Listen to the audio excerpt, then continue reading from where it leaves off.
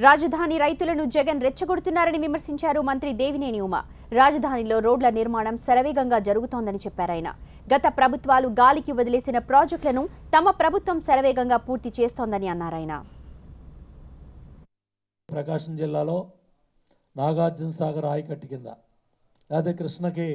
వరద తక్కువ వచ్చినప్పుడు కూడా ఈరోజు బెటర్ వాటర్ మేనేజ్మెంట్ పద్ధతులన్నీ కూడా ఉపయోగించి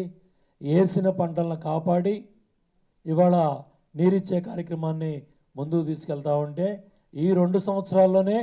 జబ్బులు బారిన పడి జగన్మోహన్ రెడ్డి గారు వ్యక్తులు చనిపోయారని చెబుతున్నారంటే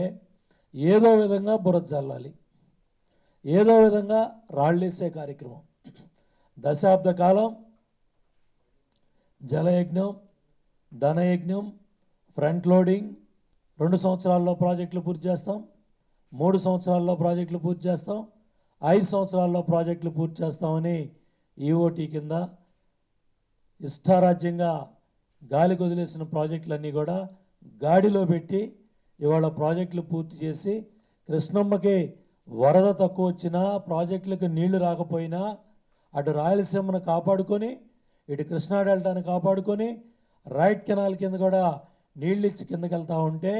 తాగునీరు వేసిన పంటను కాపాడటానికి అన్ని జాగ్రత్తలు కూడా తీసుకుంటుంటే